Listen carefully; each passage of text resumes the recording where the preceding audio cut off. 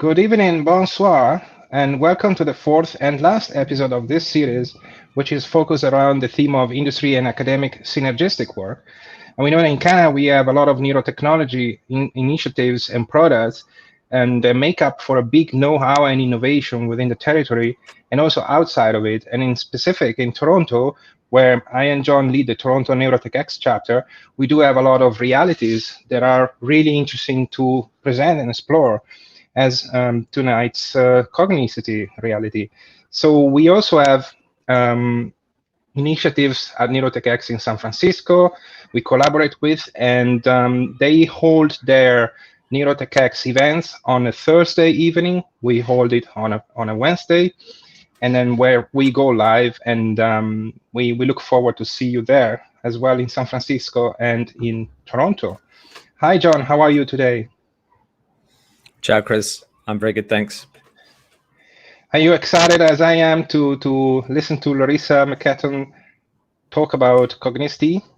I'm very excited to hear the interesting stuff that Larissa is going to talk to us about. I have a small personal reasons. Like I used to work at Baycrest, which is where she's based, or where the company's coming from. So I kind of saw some of the early formation of the incubator that I think Cogniciti kind of came through, which is called Cabby, being put together. They were kind of doing up this fancy lounge when I was finishing up my research there.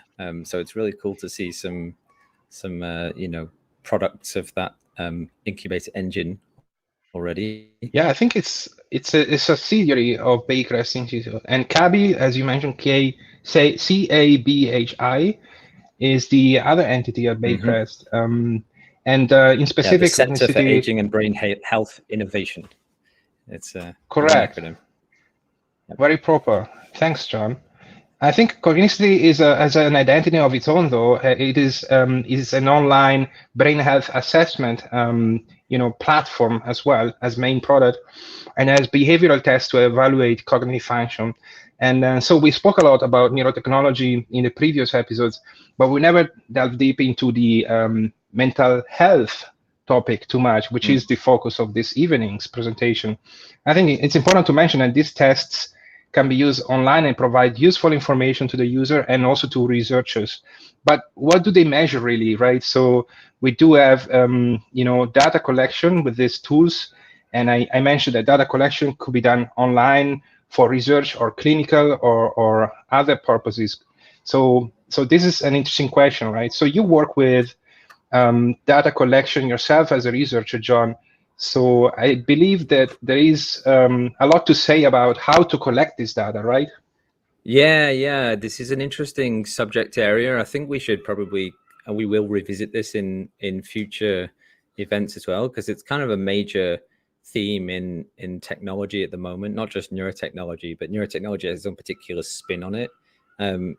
Data collection and data privacy, data storage, data management. I mean, the main from the kind of research side, and this spans into the commercial sphere. It's a general phenomenon is that everything, as everyone knows, right? Everything is moving into the cloud, right? So all you have, say, like Fitbit, or you have Muse, or whatever your kind of whatever your kind of biometric data product of choice is, right? That data is going into the cloud, or rather it's going to some servers, probably in California, right? That's clear. But with in the kind of research side, traditionally we kind of store data locally, right? You have like equipment, whatever, MRI scanners, EEGs, record stuff, and you kind of sits on a box in gathering dust. Yeah, right? And that's not the case anymore. Just to finish up, Cris, that's not the case anymore. Like increasingly, the data we record is locally in research studies is getting shared with like international collaboration networks, which is absolutely the way it should be. But then it's basically kind of moving through and existing in the cloud as well in various ways. So for sure, the data collection, data storage, data management, data privacy, anonymization, like lots of legal stuff. This is, I actually dealing with this on a regular basis. Like it is a big thing in terms of like how research goes on and how things how life and work goes on in the private sector as well. So, and it's a big issue in policy, ethics, daily research practice. So like I said, I think there's a lot to talk about. Totally, John. And then we have examples also from your previous work, like you work with a bit format, right? Yeah, so I think you're getting at kind of standards, right? So that's actually the center that I work at, where we have this fancy name that not everyone knows what it means, is the Criminal Center for Neuroinformatics, right? Neuroinformatics. Yes. I mean, if you drop the neuro off, just think about informatics. What is informatics? Like, broadly speaking, it's like data organization and data management, but particularly the kind of the software technologies that facilitate, like, let's say, competent and advanced data organization and data management, because lots of data is very, very complicated and very, very multifaceted and so on and so forth. So really, yeah, this point about standards and standardization, you're talking about bids. I mean, there are lots of other things, like initiatives in that direction, but when you get to this kind of data in the cloud, thinking about trying to work in large groups, collaborate across the world, and make sure everyone's kind of on the same page in terms of how we're trying to gain insight from things, then you have to have standards, and you have to have like people doing things the same way, putting the same numbers in the same boxes, labeling them the same things, and so on. And that's something that I think it really is actually a big growth area, kind of research, but just kind of recognized to be important, to be doing a good job of that, because there's so much time wasted and so much to do, manpower and money that in kind of dealing with badly organized data. It's depressing how often how much time people in the world spend dealing with badly organized data. So standards, they help with that kind of thing. But you think that coming up with new standards is like reinventing the wheel, or is that a particular standard that a particular geography adopts? Because there are different levels to standards. Like you mentioned, the standard for research, but also the standard for clinical data collection, which is even more sensitive, if you like, because it contains information about metadata that have to do with a diseased, person, or that level of clinical confidentiality that you don't maybe have already at that level in a research database. So it has to do also with another layer of complexity on data, which is digital identity, right? How do you anonymize the data so that it can be, put to fruition, for research purposes or for clinical purposes, without that there is infringement of digital identity of the patients or the participants to the studies. So I don't think this is a solved problem. So I'm really happy that we're speaking with Larissa today. I have to jump in before we bring Larissa up, because seeing as you said like standards and making new standards, there is an XKDC comic. I don't know if you've seen it, and it's like the little stick figures, and it's so someone like Brian, please look it up and drop the link. Someone will know the link, please. But essentially, it's like the two stick figures, and one of them says, it's like kind of three scenes, and the first one says, there's 12 standards and they're all rubbish. I'm going to make a new standard that makes everything work together, and it will be the new universal standard. And then like next day, now there's 13 standards and they're all rubbish. and I've seen that. It kind of summarizes it, actually. So standards it is indeed a thing. There are, like, in all of the areas I work in, there is a kind of something of a proliferation, but and I've seen the kind of tension actually in communities when some people kind of propose to do something in a different way, and that's kind of better, and then someone else says, but we've had this for 10 years, why don't you just kind of modify this slightly rather than coming in with this? And that is actually the kind of thing that informaticists talk about. It might sound boring, but it's it kind of matters to have those conversations. Super important, super relevant. I feel that pain myself, having to deal with data. But I want to step back a second and then speak about how to access NeuroTechX data. So I wanted to put on the NeuroTechX site, and there is a lot of data there that can be found especially regarding job advertisements if you're looking for a job. And also you could subscribe to our Slack. So let me put on the slides or the reference to the site. So this is neurotechx.com. And then you navigate the different menu. You can see how many communities we have in the world. We have more than almost 20 chapters all around the world. And we have a job bank that is really useful and then it's getting up and running. And we have a high number of participants to the community. So we are proud to be part of this community. And then the mission and stable values of the community are innovation, education, and networking community. So these are our 3 pillars. And you will find a nice button all the way down under the map to join the Slack and subscribe. It's free of charge, and you will be up to date with all the initiatives that take on the different chapters around the world. But now everything is digital, right? So you will be able to see what's going on online, depending on your time zone, everywhere in the world in this great community. So that was my spiel. So I'd like to invite Larissa right on and have her present Cogniciti.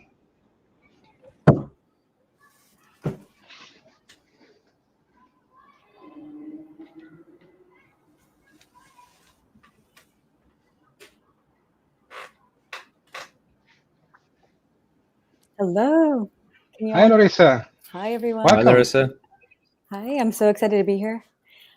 Okay. We're glad to have you. So I'm going to do a screen share. Sure.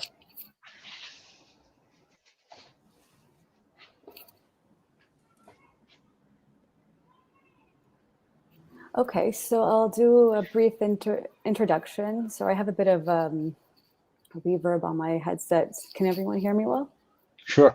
Okay. Yeah, you sound great. Okay, perfect. So my name is Larissa McKetton, and for today's talk, I'll be talking about the brain health company Cogniciti, where I am a director of scientific and clinical development.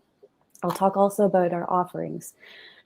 But before I do so, I thought it would be appropriate to talk about today's topic of industry and academia, synergies in the market, because my background lied in academia.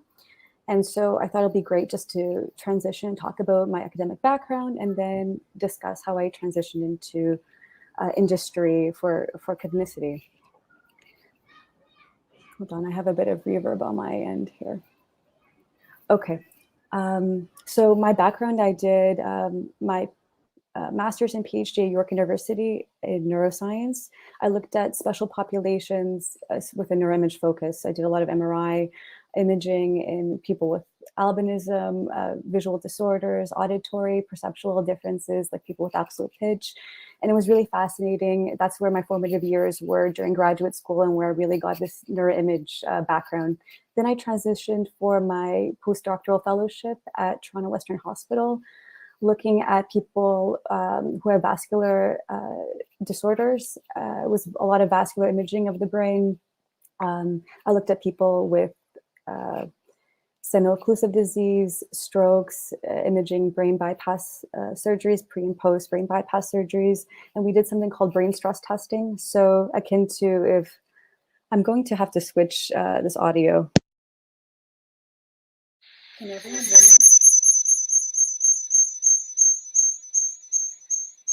There was a nice feedback, but you're audible. Am I audible now? I'm sorry, I was just getting a lot of feedback from my end. Yeah, it's better with the headphones. It's better with the headphone?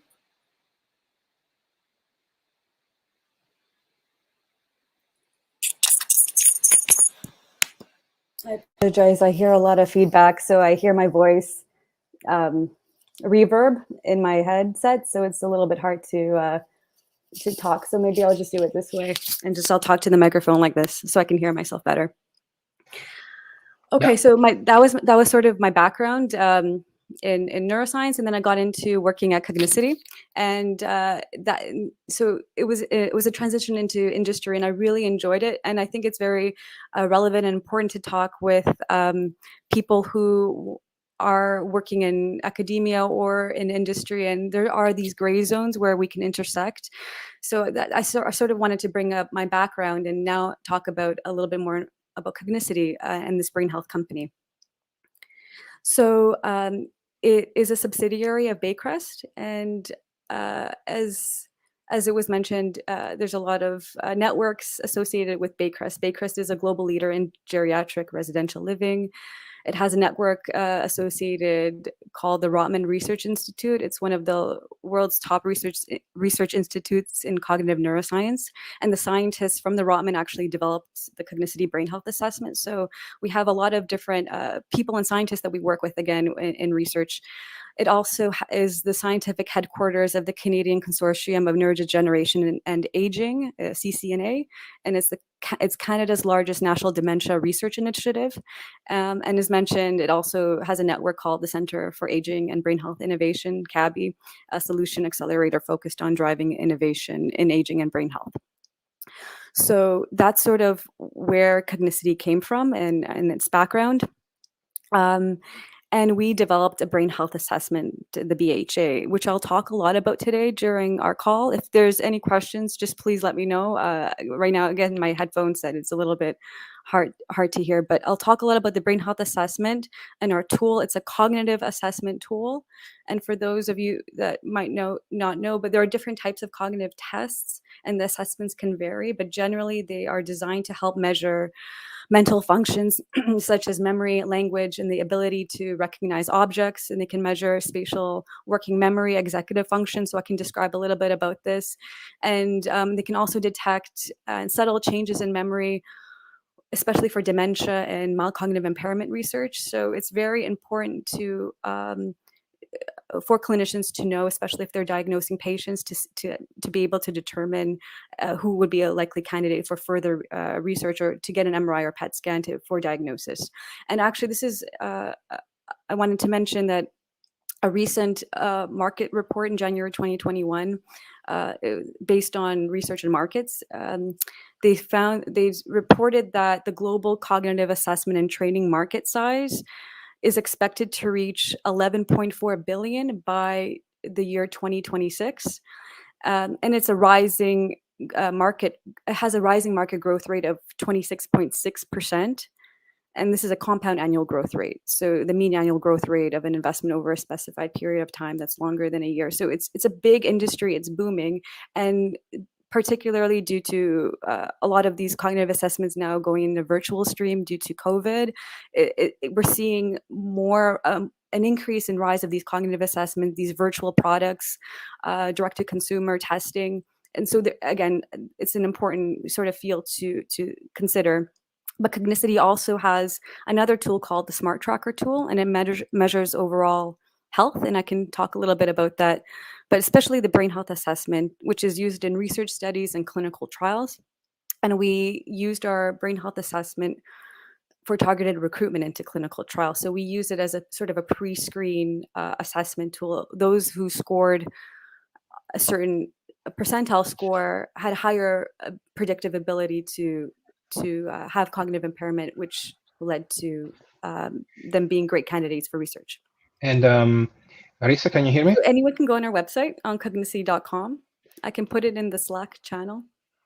I was going to do a demo, but anyone can sort of click on it and navigate through our website. It has a number of different offerings, like our brain health assessment tool, our Smart Tracker tool, news and updates for research, a whole slew of other things. We used to host in-person workshops for virtual recruitment now, or for recruitment into studies. Now we're sort of migrating into the virtual stream. We have a Get Involved section where people can, talk about their stories, and there's just a number of opportunities. We also have a brain health registry where people can join, and I can talk about that soon. So this is our site. And now I want to talk about sort of our bread and butter, which is this brain health assessment tool. It's kind of like the blood pressure cuff for the brain, and it answers the question, is my memory normal? And it was initially developed for people between the ages of 50 to 79 having concerns of their memory and wanting to know if their memory is normal, or should they seek a physician to say the changes in their memory are due to something else. And the different types of tasks include spatial working memory, Stroop interference tasks, face name association tasks, letter name attention tasks, and we have questionnaires as well. It was scientifically validated, $2.5 million that was invested over a span of 4 years. And we can also do longitudinal tracking, which is really great, especially for research studies. When I started in 2019, it was only validated for ages 50 to 79. And because we have such a large database of users, now anybody between 20 to 94 can take the assessment and receive a score. So other age ranges were validated, which is really great. So now this application can be used for other purposes too, not necessarily for screening for people that are worried about their brain health, but in other research applications. And I'll show some studies that are involved that currently actually were published, and what we are currently doing using our tool. And another benefit is it's private, it's free, and it's self-administered. So compared to other cognitive tests where you have to have a clinician administering it, it sort of bypasses this, and there are values and other benefits using this tool. We have a large database of users who have taken the assessment, who have consented for this, their de-identified data being used in research. So it's great for mining, for assessing this data set, for publishing papers and looking through and figuring out other things with this large data set. And there's publications on this as well. So we have a big database of users. Over 115,000 tests were taken. And it's relatively a short test, 15 to 20 minutes to complete. Each person can get a personalized score from 0 to 100 and with an interpretation. And again, there's robust user engagement on this assessment tool. Right now it's in English, but we're doing a French validation study, the French language version of the assessment, which is, we're still recruiting participants for it. So it's always a great way. It's actually hard to get recruitment for the French language version because we are in the world of recruitment and we're looking for people who have never taken the assessment before to be part of the study. So we can't really use our database of users for them to take this assessment. So it's actually tricky in terms of recruitment for a French language version that we're currently doing all virtually, but we're working on a French version. And we worked on a clinical portal. We've automated it. So in addition to the assessment that anyone can take online and get a report, we now have a clinical report for clinicians to use and interpret, which will help guide patient management and treatment because it gives now a predictive probability of amnestic mild cognitive impairment. So I can talk a little bit about what amnestic mild cognitive impairment is. Amnestic MCI, it was just the acronym for mild cognitive impairment.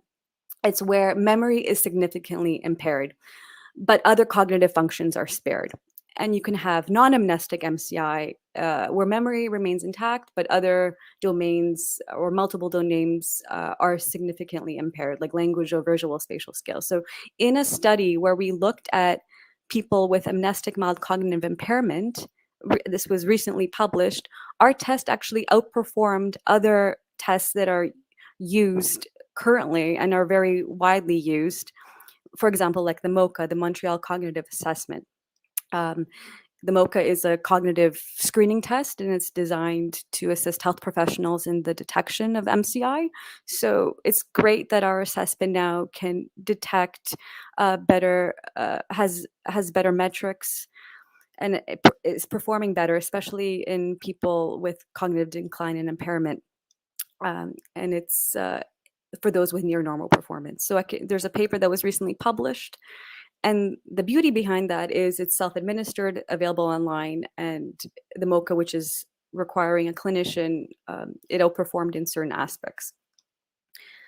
So before I jump ahead, I know I've been talking a lot. Does anyone have any questions? I'm going to put my headphone back on. I think at the moment there are no relevant questions related to the data that you're collecting. I'm sure that will come, and I think you can go ahead and explain the rest of the, the brain health assessment tool. Okay, perfect. So I have reverb, sorry, I'll do this again. So this is the assessment itself. There are 4 subtasks that create the actual assessment. And again, I mentioned it takes about 15 minutes to do. So if you go online, I'll just talk a little bit about what each of these subtasks include. So the first one is a spatial working memory task. The goal is to find the pairs of matching shapes. So if you click on it, you'll see where it is, and then it turns around. So you see a tile going back to blue, and you have to find where these matching pairs are. And so again, it's a spatial working memory task. So once you do it, all the 6 tiles get matched up, and this is repeated 3 times during the duration of the assessment. Then you have a Stroop interference task here. So this is an incongruent trial, meaning you see the word 1 written 3 times. The user has to press either 1, 2, or 3. Here they would have to press 3 because they see 3 words. But because the word is written as 1, it might trick them into pressing 1 instead. So these incongruent trials are also very important, and those trials are used to create the composite percentile score of the assessment. So that's one of the other tasks. The other is the face name task. So users see a series of faces with names, and they have to remember which name matched which face. A lot of users hate this because they find it difficult, but again, it's one of the best predictors. It's the percent accuracy in the face name matching task that is used to create the composite percentile score of the Cogniciti assessment. And then the last task is an executive function task. It's called the Trails B task, where the end user has to click on 1A, 2B, 3C, 4D as fast as they can, and the measurement is millisecond time to completion. So all of these 4 tasks are used to create the percentile score that it's a composite of these 4 tasks, and they're normed for ages. So when you do the assessment, you get a percentile score based on other people's age, and that's what you receive. So let me click on here. There's also a questionnaire that users fill out, and it's sort of a health history, self-reported health history, if they have any concerns about their memory, and a whole bunch of other questions. For example, if they have vision issues, hearing issues, their age, and we collect this demographics information as well. This is an example of the brain health assessment report. So they get a score and an interpretation of what their score means. So again, it's a percentile score. So 77. So an average score would be anywhere between 25 to 75, and it's a ranking. And usually those that score lower than 6, so 7 or below. Oh, I see a comment from someone saying not seeing this. Can everyone see the screen? Okay, so if someone receives a low score, like 7 or below, this generally means they are scoring 1.5 standard deviations below the mean, and they might now want to see a clinician. So this is a test that anyone can take online in the report that's generated freely online. But we do have a clinical report that is more meaningful. We have probabilities and predicted probabilities of cognitive impairment, subtask scores. So it's intended for clinicians to help with treatment and diagnostics of cognitive impairment that we have. So this is one example of our report and what the interpretation is. On our site, we also have another product or tool called the Smart Tracker, and it helps people keep track of their overall health and monitor sleep, diet, and exercise. And it's short. It takes about 5 minutes to do, and you can track your overall health and keep track of it through time. So there's a number of questions on our site that you answer, and then at the end, when you complete it, you get your result score similar to before. And what's nice about it is if you're scoring low, like in the red, and if you want more information, there's a whole host of resources that they can click on and learn more about and try to improve their score. And it's nice because it can track people through time. And if you're in the red and you want to get into the green, you can sort of see how you're doing. So that is another tool that's offered on our site. On our site, we have a number of different types of resources to improve one's brain health, programs and courses. There's a caregiver center. There's a frequently asked questions section of asking the experts and much more. So if you click on it, if you click under resources, you can find a lot more information about brain healthy nutrition items and recipes, how to manage stress, tackling your brain health, exercise, Alzheimer's, and education. So in addition to a brain health assessment or smart tracker tool, this website is a host of a wealth of information and products and services as well. So it's not just the tool, but that's sort of our bread and butter of what we do and how we use it, especially as it's our IP and we can generate revenue using it, but we do other things as well. And I wanted to talk a little bit about the studies using our brain health assessment. So in 2014, this was our initial validation study where close to 400 people were used between 50 to 79 in order to create the norms used on the current site. So we have a validation study. The assessment was used also in other populations, so not necessarily people that are worried about their brain health, but here was a study where there was women with the BRCA, the BRCA mutation, that underwent chemotherapy and hormone replacement therapy, and they were saying, okay, well, we've undergone these treatments, how is our cognition? So our brain health assessment tool was used in a different patient population or group, and we're starting to see that now it's not only necessarily for those who are worried well or for dementia, but across different types of studies. And just to note on that, we currently are working with UHN to look at using a brain health assessment pre and post surgery to look at the effects of anesthesia. So it's used in different formats and in different types of groups as well. This paper also just came out, and it looked at our assessment in our large database of users, of over 40,000 users, and they wanted to see the rate of change. So how is mental ability changing through time? So mental abilities and Cogniciti test takers slowly got worse from their 20s until their early 60s, but then the rate increased. So they quickly got worse more quicker until their 90s. So the rate of change shifted in this around 64, and then this is a really great study that talks about all these different subtasks and where all these different changes happened, and how bad people are getting within these domains. But one part I wanted to mention about the study that was interesting, some of the 60-year-olds did just as well as the 20-year-olds. So they became less similar, the variability changed. So it's interesting to see that while others did worse, some were actually showing improvements. So this is a great paper that is an example of how our big data set is used in research applications. Now we also have the Brain Health Registry as part of our offerings, and this is really great because it connects researchers and volunteers, anyone, to be first in line to learn about studies that they can take part in. So once they join our Brain Health Registry, if there's a clinical trial, a study, a research project happening in their area, and if they fit inclusion criteria, they consent for us to send them information and have them take part in the study. We have over 11,000 members across Canada and the US, and also in the UK and Europe. So this is another sort of offering that we have, and it's really great for recruitment into trials. So part of our focus is to refer volunteers into studies from Alzheimer's disease, cognitive impairment, mild cognitive impairment, subjective cognitive impairment, and healthy controls. And we can look at a lot of the data, the raw data, and parse out a lot of different factors, especially with this new algorithm that we've developed that gives a predictive probability score of cognitive impairment. And excuse me, we can use that and look through our Brain Health Registry to provide enriched referrals for trials.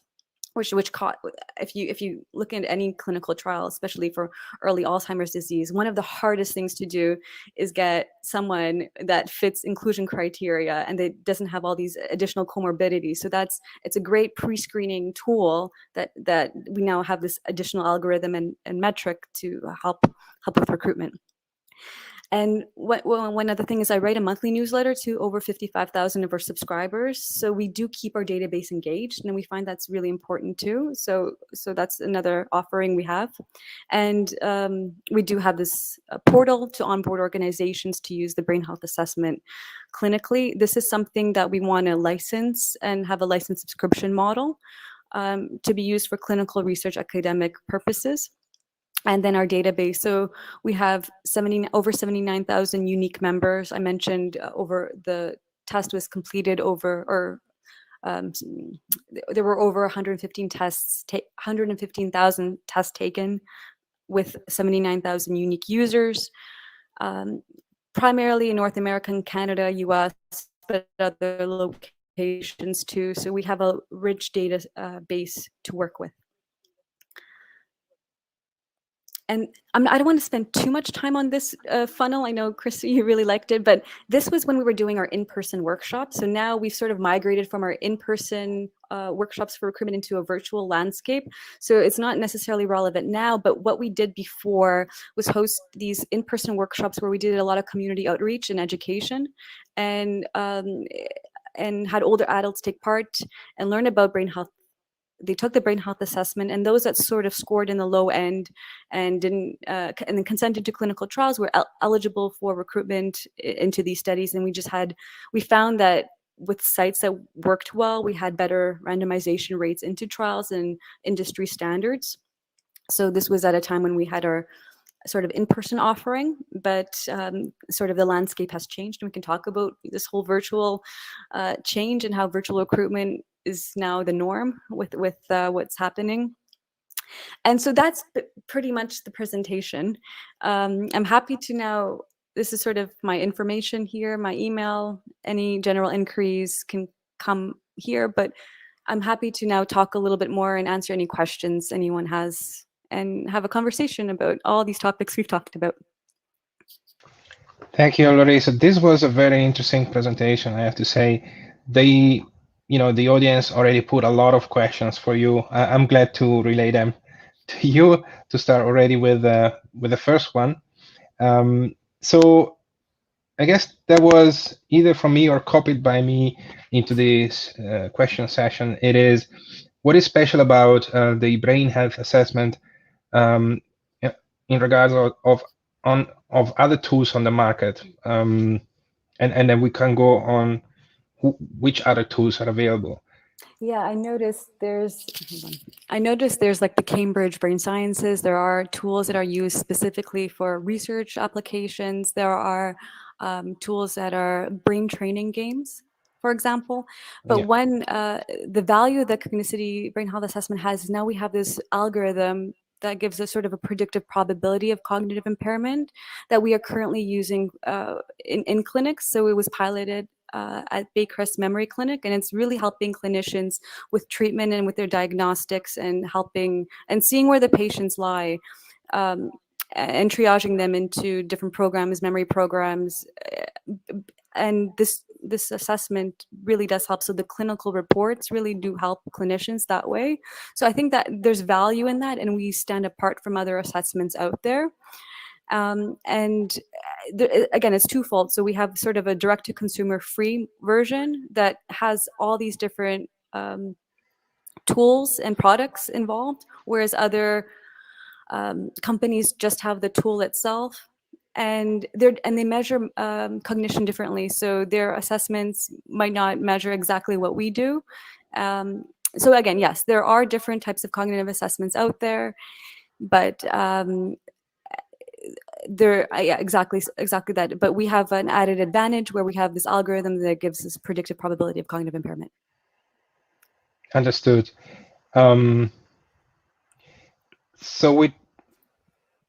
Thanks, Larissa. This was a great answer.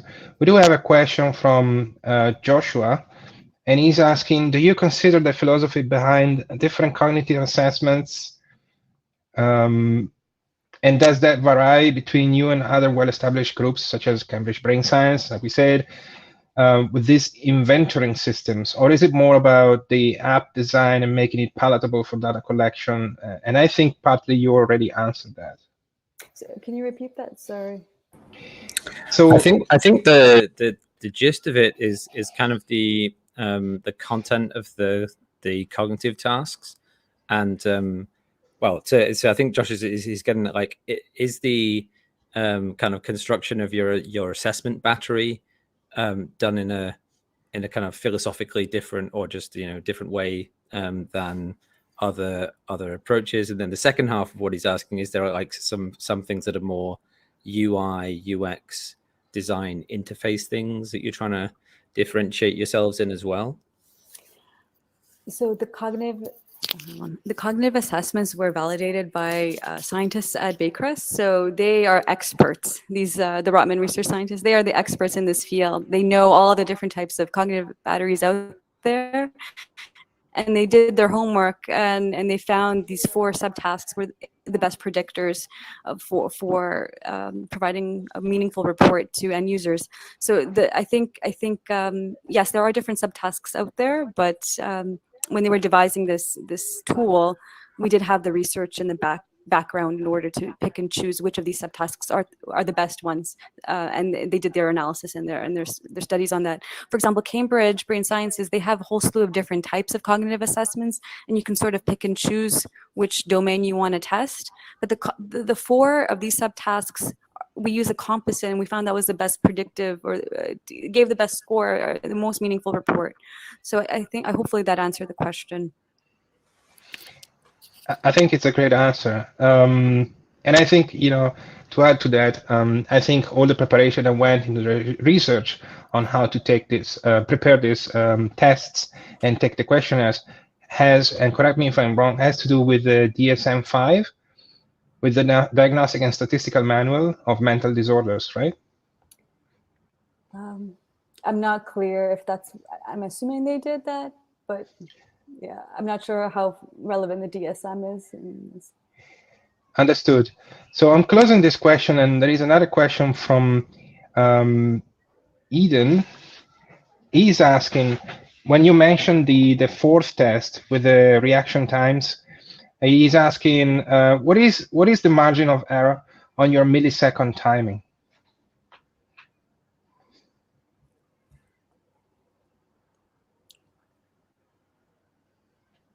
You remember the test where they have to match A with 1? Yeah. I'm trying to think. I would have to look into the data. I can't give the margin or error or the standard deviation. We do have the norms with the standard deviations used to calculate percentile scores. I just don't know the standard deviation offhand. Yeah, that's maybe we can go back to Eden and leave him a note once we follow up on that. But these are I think important details. I think Eden asks for a reason, and Eden, if you like to comment why you ask about this specific question, it would be great. Well, I think I can kind of guess at that, actually, and it kind of leads in a slightly interesting direction. So what this is an example of, and this is, it's not the first, it's a trend, which is online cognitive assessments, and also kind of psychology experiments being run online, being run in the browser. People who are doing psychology research, there are a few kind of platforms that let you do this thing that it wasn't really possible a few years ago, which is kind of not have to have people come into the lab to do your experiment. And that's such a big deal, right? I mean, just in terms of scaling and so on. So I think the timing question, like part of that is really around the kind of, what is the maturity of the software infrastructure for deploying cognitive tasks with that involve button press responses and reaction times, and being able to kind of get a good estimate of that. And I don't know what the answer is in terms of the the kind of typical latencies, but I do know to kind of slightly respond to the question that this is something that is becoming kind of a mature technology with like JavaScript based experiment coding principally, and there's a lot of people doing reaction time based cognitive tasks online now.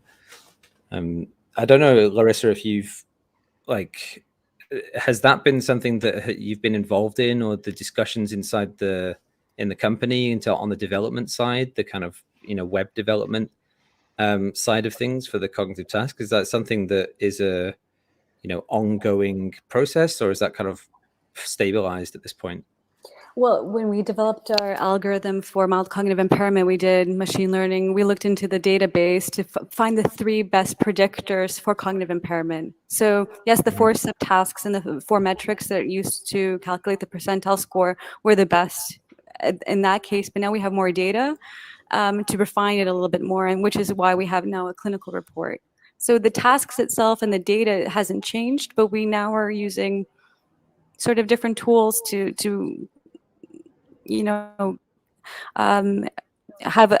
create different algorithms.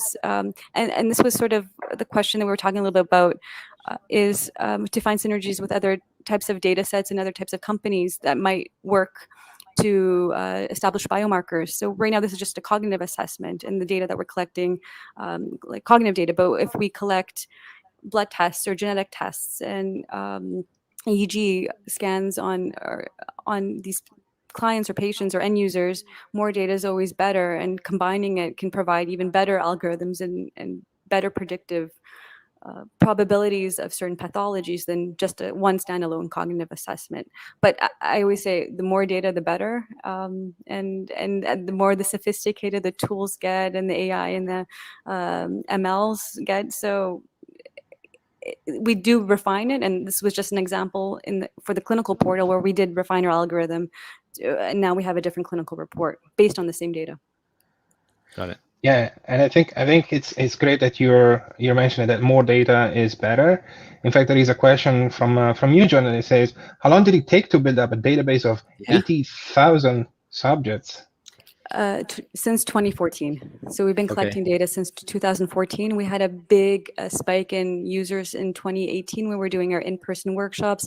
And actually, when I do data analytics, like Google data analytics of how many people go to our site and take our assessments, we see spikes whenever we do advertising. So one time our assessment tool was advertised on Zoomer, and other times, like on radio broadcasts, you can really see it beautifully in the graphics where you see these spikes in web traffic. So I always say advertising is a great way to get more people. Yeah, could you kind of comment on advertising in general? I mean, in terms of like research, kind of advertise studies, we try and get 100 people, 1,000 people, whatever. But you're like hitting the entire world, and you're getting like tens of thousands of people. So this is probably a different beast the way you're approaching advertising. How do you go about it? So one way is community. Sorry, I get this reverb.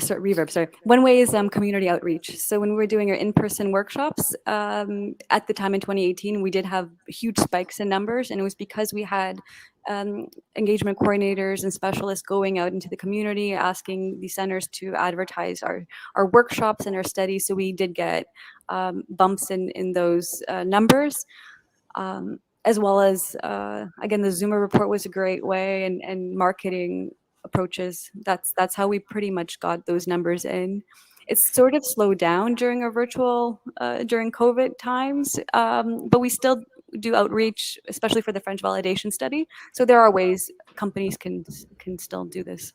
And when you were doing that, because I think you said 50% of your database was not in Canada. Yeah, in the US. Yeah, so you're doing those outreach sessions in the US as well, not just in Toronto? Correct. So in 2018, they were all in the US, primarily in the US. Right. So interesting. And then you mentioned the pre-COVID times and the post-COVID times. We have a question from Kirsten. Hi, Chich.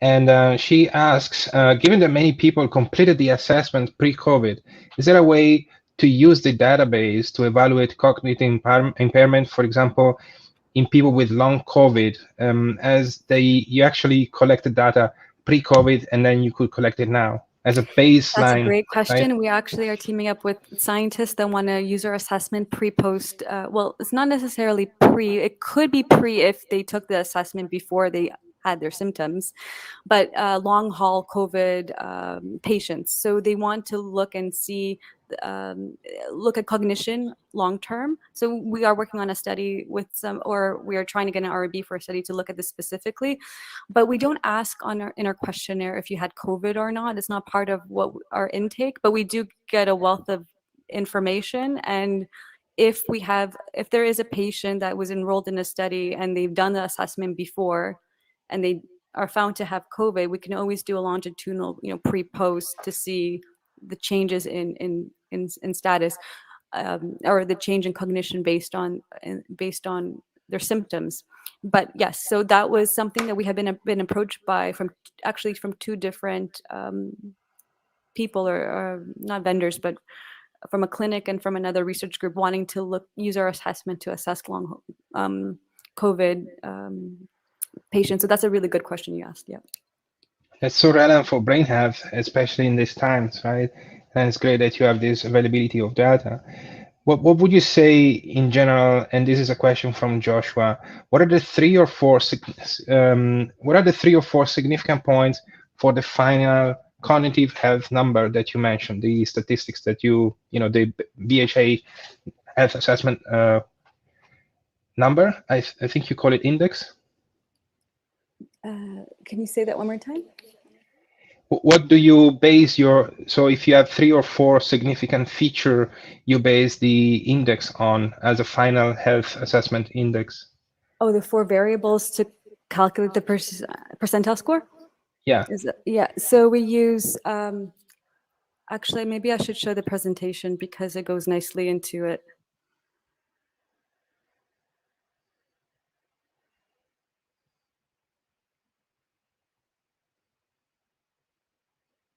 So these are the 4 subtasks. Can you see?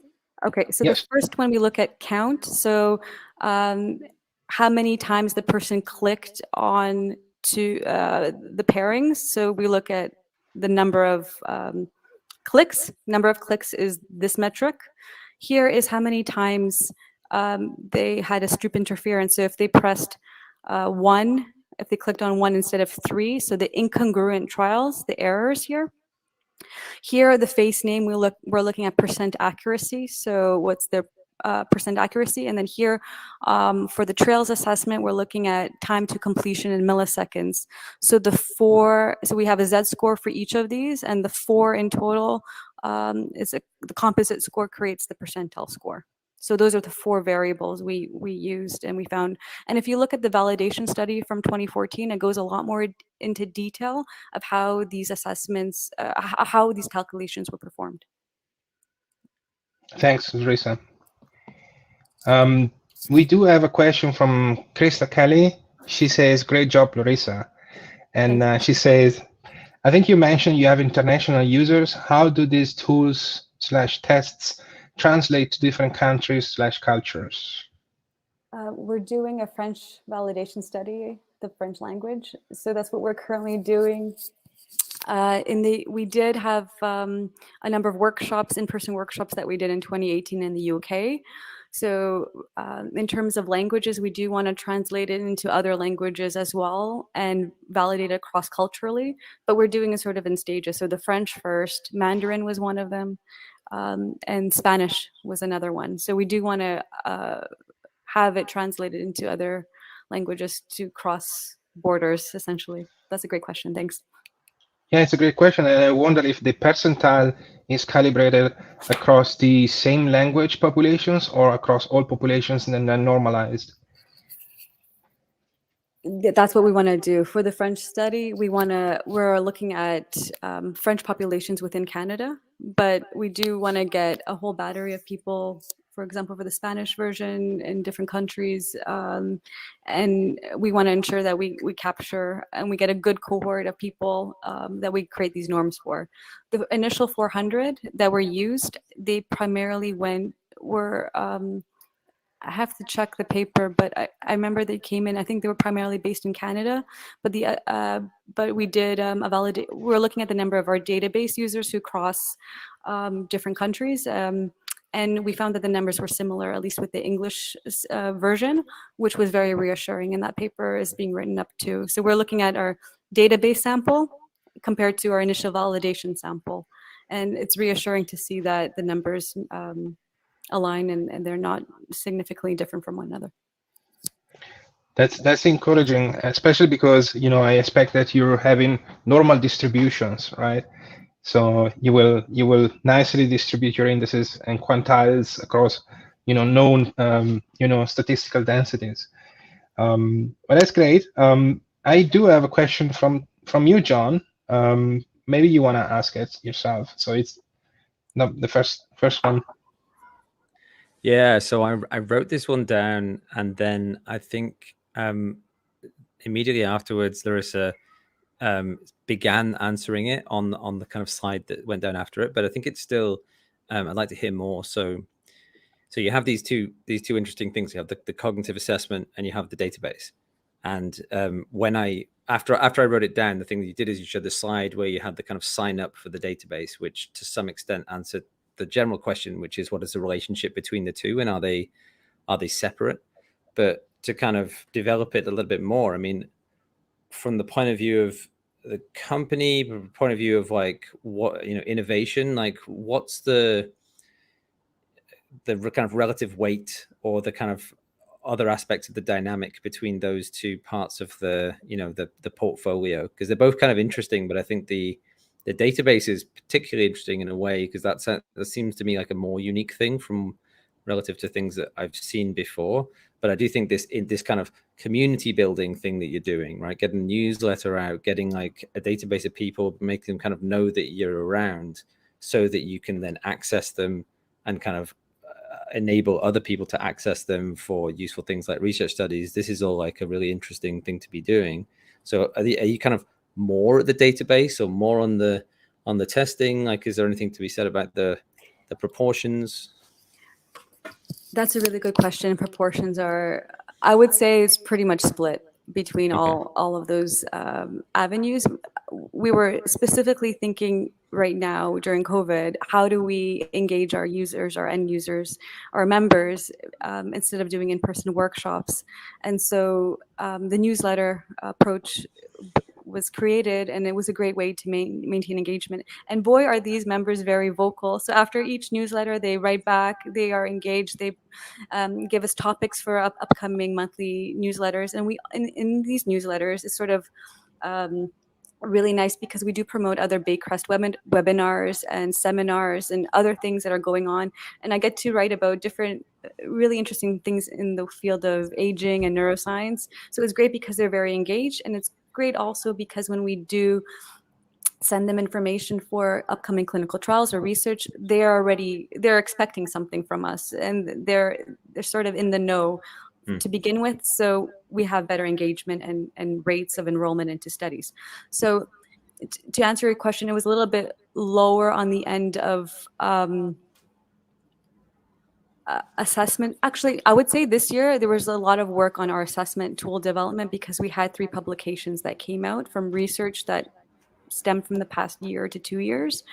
So there was a lot of refinement still on our tool, and we do want to keep our members engaged with recruitment. So I would say the split is pretty even across the board, but there was a lot less with our recruitment, primarily in 2020 when COVID hit and in-person and clinical trials closed primarily in the US. So we had to sort of shift gears with the changing landscape.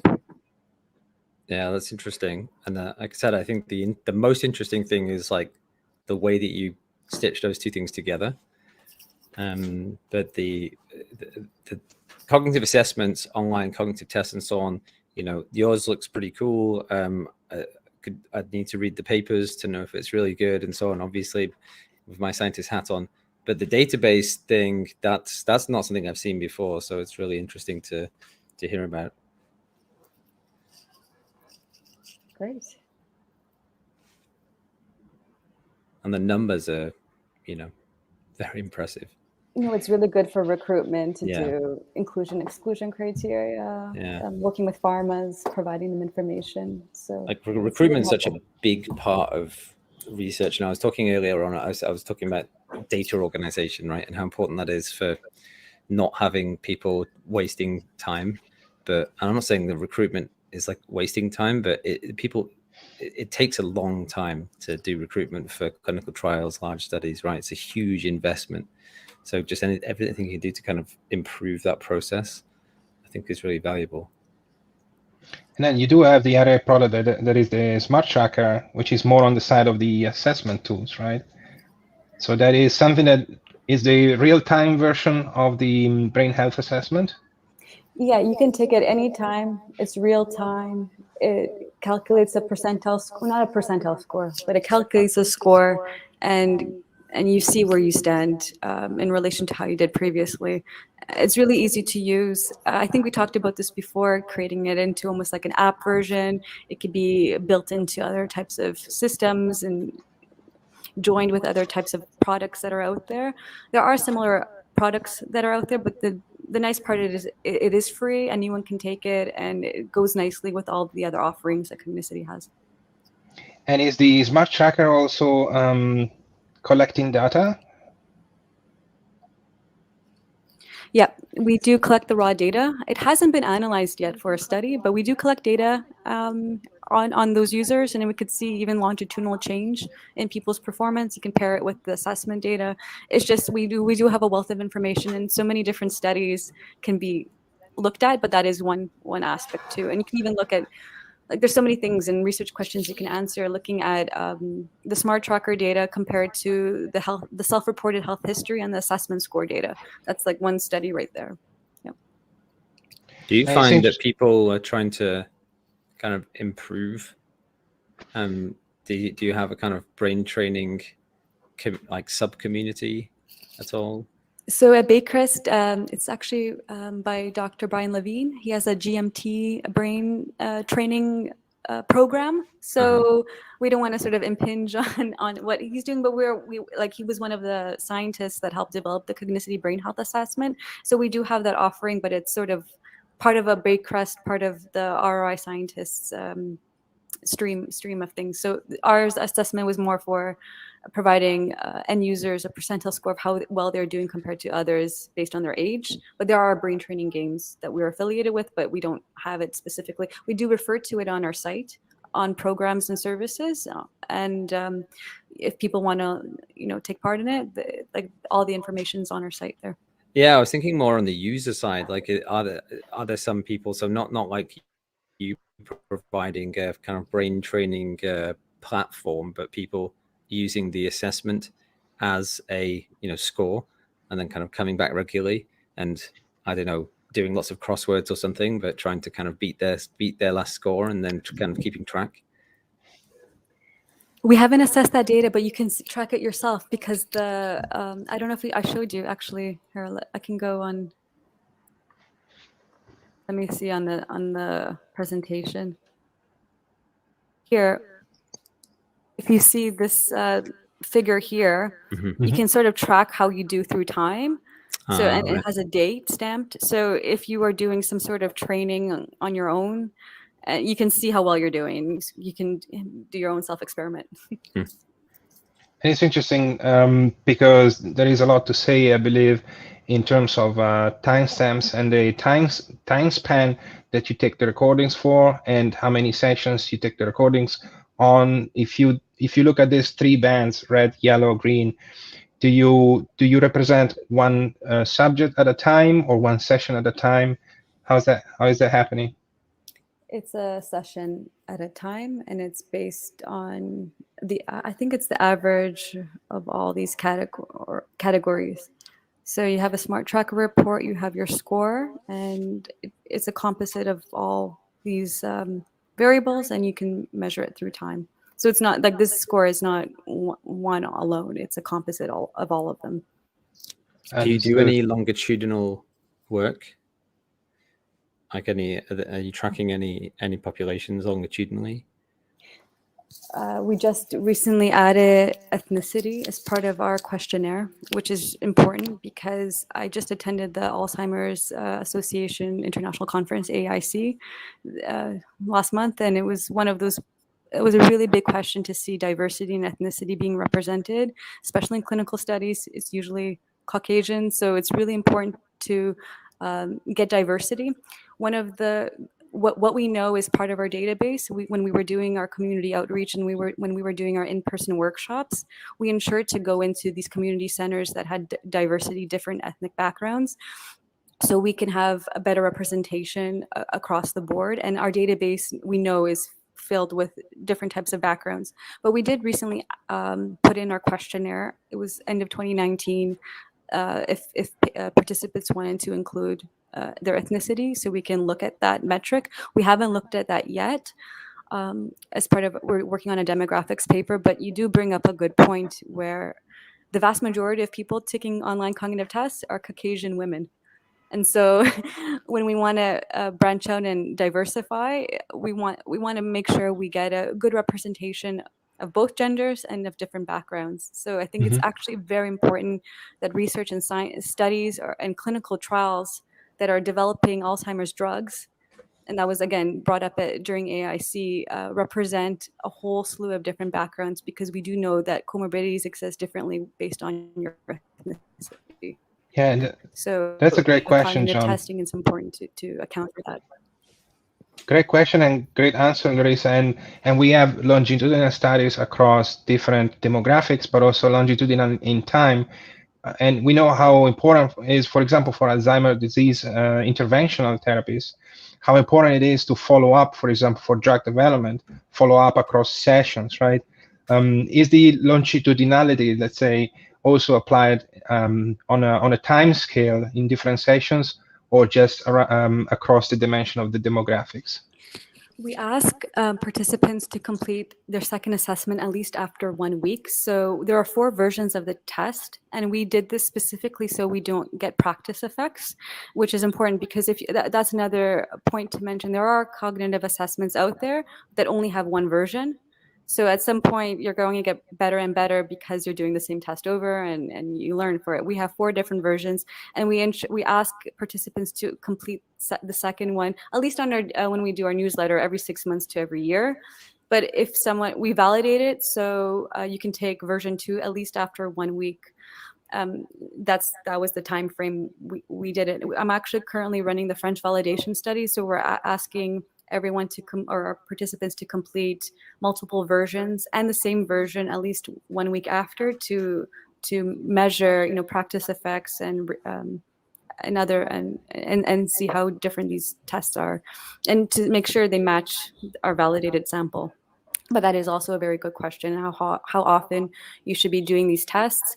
We do ask our participants to make sure they're in a quiet room, they're not stressed out when they do these cognitive tests, because it can interfere with their focus. So if someone's scoring really low and they're like, I don't understand, we do ask them to maybe, take the next day and do a different version if they're not as stressed out. Sometimes we have patients saying, I wasn't thinking well, I had a lot on my mind, I'm really stressed out. So in those situations, it's always good to ask to do a repeat test to just ensure that was not a factor, because that is always a factor. If you're having if you're depressed, if you have a significant factor happening in your life, you don't want to have that affect your cognitive assessment, especially if you're a patient going into the memory clinic. So we do, and these are self-administered tests, so we just have to keep those little items in mind. Do you okay, on the kind of longitudinally final question, maybe on longitudinal, I mean, one of the it's so valuable to have longitudinal data because it's so hard to collect, right? So hard to organize. And one of the things that's hard about it is like retaining people, accessing people for long periods of time. So I'm just kind of curious, like in your medium term planning, like, are you trying to sample people every year, or every, are you trying to kind of think about the construction of a longitudinal database actually as a resource for yourselves and other people?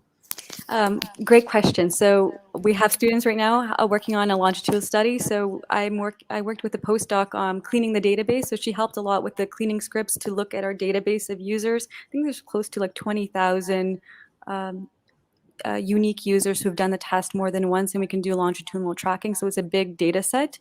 One of the cleaning steps that was actually quite difficult was sometimes a user reported one age, and then there was a jump from a decade. So we had to clean and remove those and find those out. So cleaning the data set was very tricky and time consuming, and to ensure that we're working with a good data set.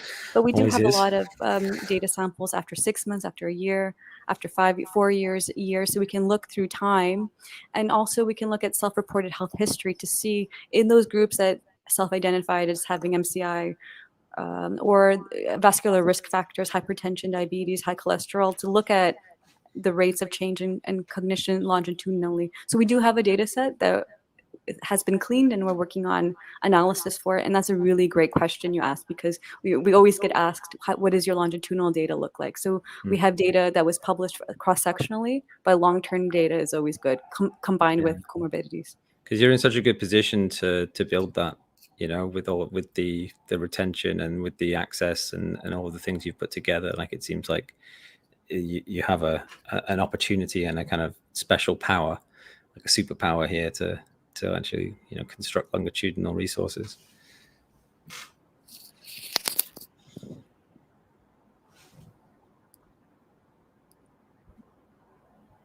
I'm just looking at the questions we have here. There was one about modeling real-world scenarios. Interesting to see how perceived stress and other factors affect cognitive processing.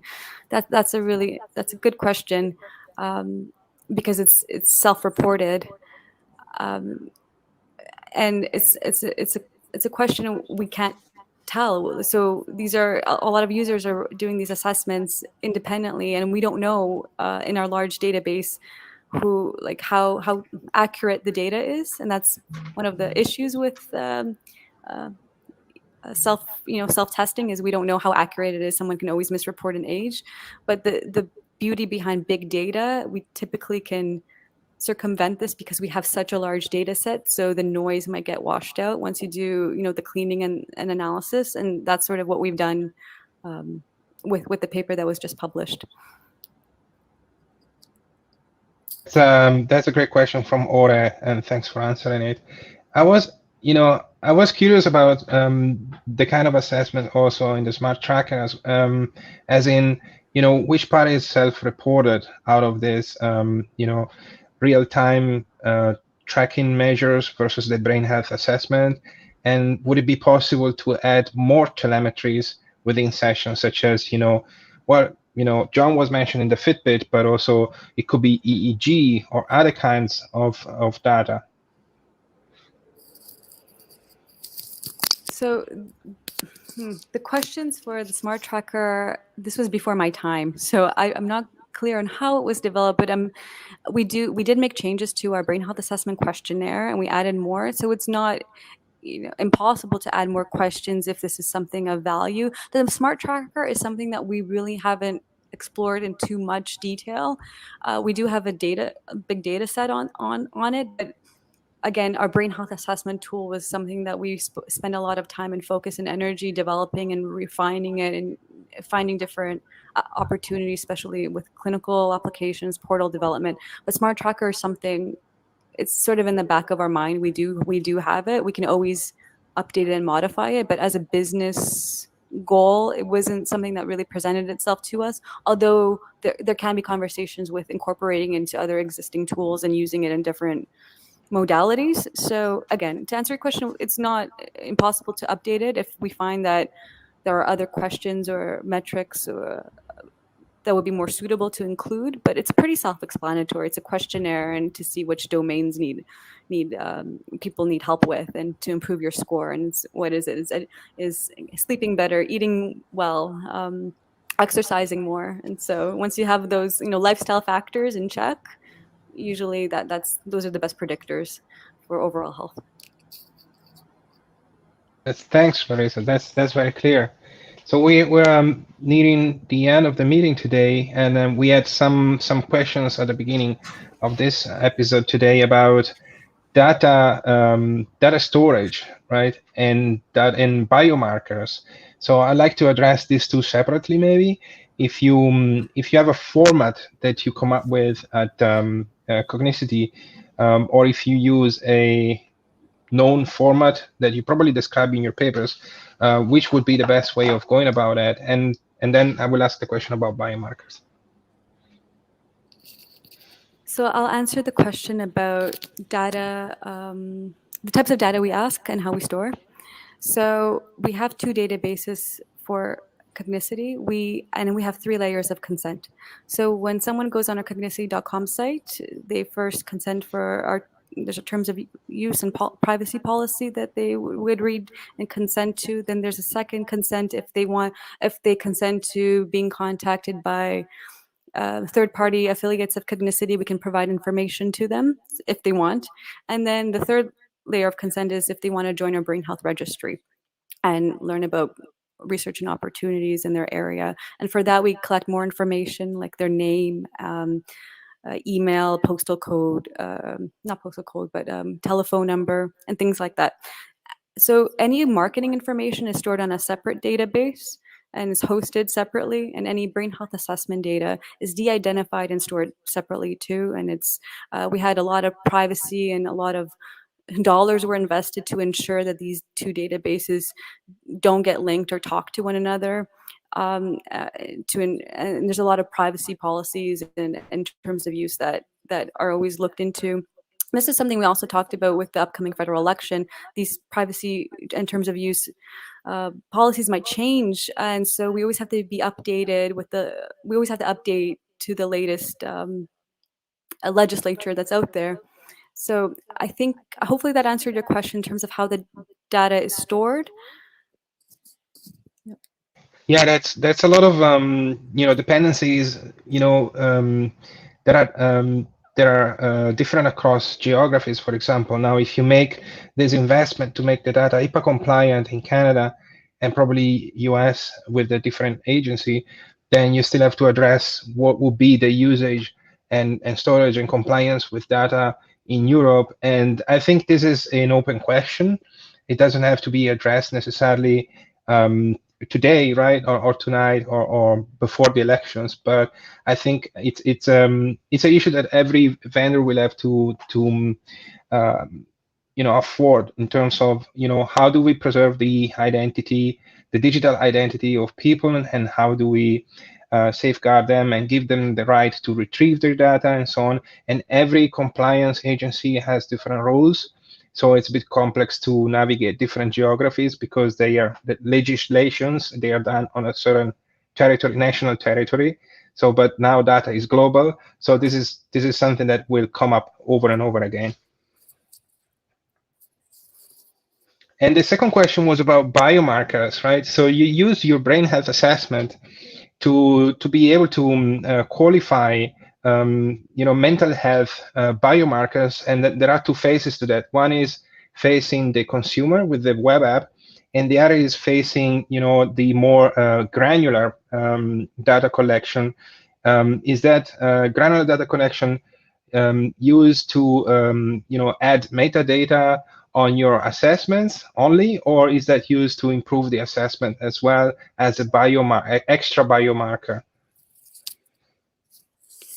We do ask like a health history questionnaire and a mood questionnaire. It just gives us more information. We do have the smart tracker, but we also collect a lot of the raw data that was used to help with the algorithm for determining mild cognitive impairment. So there's still a lot of raw data that can be looked at, and you can throw an AI on top of it to see if we can even refine different algorithms more. And we certainly can always include other questionnaires or include other different types of tests or other types of products in combination with our tool to give a better biomarker for cognitive impairment or whatever etiology or pathology one is looking into. So for example, blood tests that or CSF collection, genetic tests, or EEG scans. So in combination with a cognitive assessment can give a better biomarker than if someone would go into a hospital and get a PET scan if you want to look at amyloid burden and get an Alzheimer's diagnosis. So those are very costly, and a lot of times it's really great to work with many different types of companies and different innovators and products out there to see how you can minimize costs, how you can develop tools cheaper and better and more user-friendly for the end user and the patient. So I think that's where we are going in the future, especially with biomarker testing. When you go to these conferences, there's always the new genetic biomarker found with a blood test with an MRI scan. So if we combine different modalities together in a cheaper way, we can have products that are on the market that really help expedite patients into recruitment, enrich referrals. And as we mentioned during our conversation, one of the biggest problems we're having right now is with recruitment and the time that's spent to find a suitable candidate for a study. And if we can do that cheaper and faster with these products and with more data, I think the better we are all in working together. So yeah, I think that might answer your question. Yeah, it's a great answer. Do you have a follow-up on that? So do you have a policy with respect to selling data, or I think it's probably a bit fuzzy because some of your mission could well be encapsulated in relationships with other entities like research organizations that would benefit from access to your database, and maybe will pay for access to your database, and that's like not an unethical kind of relationship, but all the same that could be a financial transaction. So have you kind of figured out any of that space? That's a really great question, and specifically with the clinical portal work that we're doing and the clinical portal that's in development to onboard organizations to use it and to license this tool. That verbiage and that wording has to be in the license service agreement and the consents that the end users will once they do the assessment, what they consent to. So. Mm-hmm. The selling of data was brought up, and that's a good point, because if we are working and collaborating and licensing our tool, there can be many different types of opportunities, and one is with selling data. And a patient or end user might not like that. They might not consent to it. So there is sort of a cost benefit, and all these things need to be. Any company needs to take all these items into consideration. If they do want to sell data, you might end up obtaining less participants because they're wary regarding that, unless it's explicitly said in the consent and they understand when what they're consenting to. So it's a great point you brought up, and it's something that we actually at Cogniciti talk about. We've talked about that recently, especially with this clinical portal work. Right. And I think the value of this operation is the valuation is certainly in the IP that you put together in taking these assessments with the cognitive tests that you have shown, but also in the use of the questionnaires and the accumulation of database, but also in the use in creating opportunity for other companies, right? So I think that's the valuation that you bring about with Cogniciti on how to preserve data for the end user, but at the same time facilitate clinical trials research, right? Because we do have an access problem to clinical trials. Sometimes companies that have the capacity to, generate the IP on collected data, they don't have access to the clinical population if they come from the private sector. And even in research, you need an IRB and you need ethical approval to start a clinical trial, whereby you as an interface would facilitate recruitment for companies that don't have that capacity. You bring up a good point, because even in research, if you want to look retrospectively at data, sometimes you have to put that in consent form, and sometimes you have to get an RAB to you have to put in an amendment, and then you have to contact these patients or participants all over again. So it's always good to do it right the first time, measure twice, cut once, to put that in the language right in, because you're going to save yourself a big hassle in the future. So that's why when we're currently doing these licensing agreements, we want to make sure we do it broad enough that who knows what will happen in the future, that if we do collect this data, but all of a sudden we say, okay, now we want to sell this data, but we didn't do this, now we have to change everything. Well, can we predict well what we want to do in the future and do it, incorporate that in these agreements and in the consents in the first place? But you do bring up a good point where a lot of research can be stagnant or put on a big hold because the consents didn't have that proper language in the beginning to look retrospectively at it.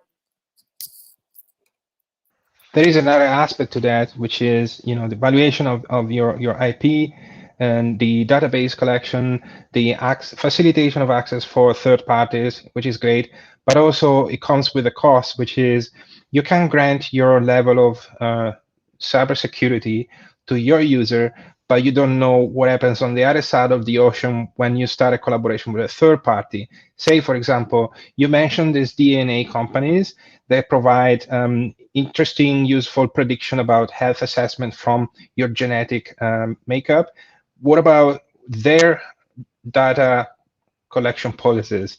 And what if they want to access your database? What is the interface? What is the compliance? And we know, Ancestry, 23andMe, they all provide extra services for health assessment, especially also for mental diseases, which is coming very actual now. So what would be the policy in general? So I know this is not addressed at all. It's a big loophole in general in the society, but what would be the first thing to address when you have a third party that says, hey, I like your data, let's work together? I would have to see their, privacy policy, their terms of use, what the product is. If you're creating a licensing agreement or a data sharing agreement, there's going to be lawyers on both ends. And there's any research facility, they have teams and lawyers through the documents to ensure that all these measures are accounted for, and that's really big. And even when working with UHN, for example, so it's not even across the pond, it's close to home, they have a huge team looking at how is the data stored, how is it collected, is there a data retention policy? So in healthcare, it's usually 25 years, and then your data has to get destroyed. In research, it might be 7 years, it depends. But how is data even retained? And if you're working with private companies will be different than research companies. And if you're a research institute, how are you accommodating, how is your R&D with that company going to work well together? So you have to bring in the lawyers, you have to bring in privacy officers, for example, if that company has it. And it's a lot of work, but like you said, like cybersecurity is huge. And even with the clinical portal, we have to ensure we do penetration testing, threat risk assessments. We have to make sure that cybersecurity, like I said, cybersecurity is big, and in any industry, especially with healthcare, if there is PHI data involved, how that is mitigated, how that is stored is very important. And so this is a great topic for your podcast, but it's something that really a lot of people need to know about this, even if you're doing a startup company or a brain health company. All that takes a lot of time and effort. Yeah, I was wondering, like, is that something that in your experiences, whether with your company or just other things you've witnessed in general, like, so you're 100% right, 100% agree, seen it time and time again, like the time and the manpower and the money that goes into like the legal aspect of data management, data sharing agreements, etc., is huge.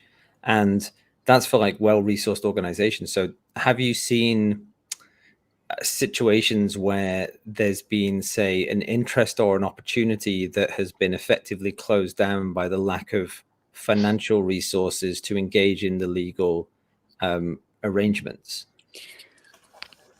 I wouldn't say with that. There were people or groups and companies that just didn't have enough data or proof of concept.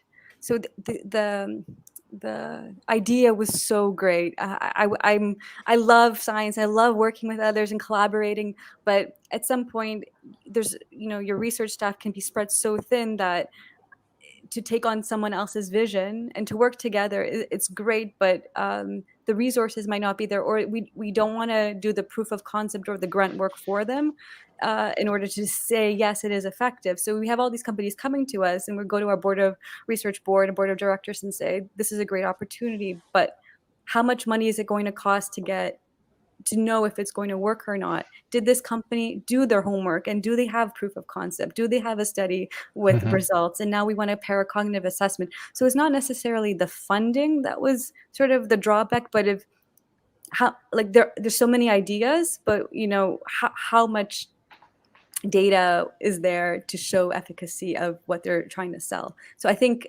that's more important in the beginning, and then funding opportunities to see how we can work together and how we can collaborate. That's sort of number two, but number one is having a proof of concept. Along those lines, I have the impression, and please correct me if I'm wrong, but not only an association like an institution like yours could be spread thin in terms of number of studies that you're involved with, but also there is a duplication of efforts both on the legal side and also on the due diligence side that almost advocates for a standardization of this data preservation, data health, like in line with your brain health assessment, the data health assessment that says, when I interface myself with another company, they should have the same, I don't know, GDPR policies or HIPAA compliance, and then that will kind of ease into our collaboration. So would that be need like case-by-case basis bilateral agreements every single time you want to engage with someone? Yeah, and that could be true and easy to implement within North American territory. But think about when things will become, global and everything is online, if this pandemic goes on, how do we find a decentralized architecture that makes that possible, which is, by the way, already there, right? So it's not HIPAA compliant, maybe, but that's, you have to do it only once, right? So that's more like an open question. I was going to say, like, Europe is more strict on their policies and rules and regulations, and we're starting to see that even in the language of, are you GDPR compliant? Like, that was sort of relatively new in this landscape. So it would be great if we can all, sort of have one policy that's across all countries, across the board. But we were talking about, like, I don't have the answer for this, but it's just one of those things. It would be great if that existed, and who are the movers and shakers that can make it happen? So that's a great question.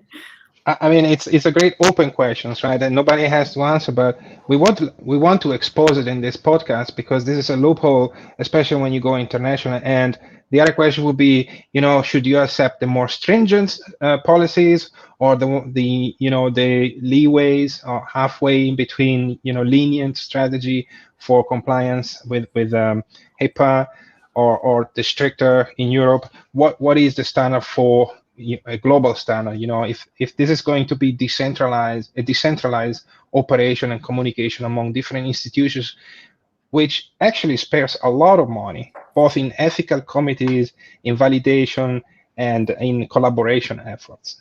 So this is more like, if you want, this is the cliffhanger at the end of the season that says there are a lot of loopholes that have been identified in this conversation in terms of ownership of data, right of being deleted, privacy security of online data in the cloud, authentication.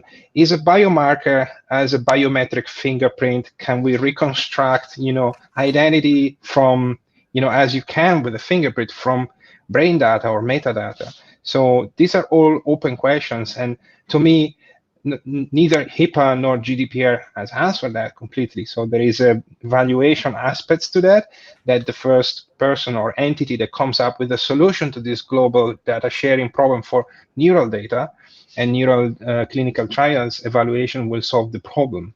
And it's a little bit like solving the man who solved the market for financial series. We will find the man who solved the brain market at some point, potentially. And it's going to be opening a new chapter. Solved or crashed. The thing that kind of comes to mind is like crashed the legal market.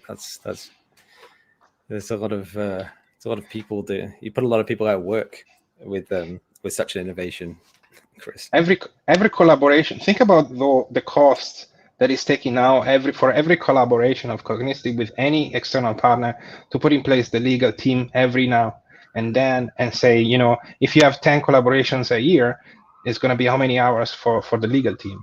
And that's why we want to make the service agreement sort of stand alone and can cross research, academia, private practice that want to use our tool in this clinical way. We want to sort of get it right the first time, but that's a great point. At some point, legal still will need to be involved to look at the license agreement and to make any changes. But you're absolutely right. Like it will be cost. There will be cost associated with it. Definitely, and everything that we can help with in trying to sensitize the audience towards that and ask for solutions that are shared with everyone. It's this is, I think, the perfect medium to address that. I would like to thank you, Larissa. This was a great discussion. It touched upon many topics, and you have a great business model, and you're doing something good for the society. And the audience thoroughly appreciated that. Well, it was such a pleasure for me to be here, and I apologize with the audio and me. I feel like this has been so distracting with me just taking my headphone off and talking. No, you did a great job. I had a lot of reverb. I don't know what's going on from my end, but I had a great time talking about it. Like, the series is great. I've attended all the prior weeks, so you have a great network of people here, interesting topics. So Cris, you put together, like Cris and John, you put together great NeuroTechX way for a lot of scientists and to talk about what they're doing. So I was very honored and happy to come on and talk to you today. And we appreciate your presence here today. And we just want to make an announcement, John, regarding the next series. Beginning on the 22nd of September, we will have a new theme of the season, which will be around applications, hardware and software. So it will be more about demos, having people present their products, and then telling about the technical details, but also answering questions on how to do things that is in line with the heritage from Morgan Huff, which was the San Francisco host back in the times, and then which we all look up to.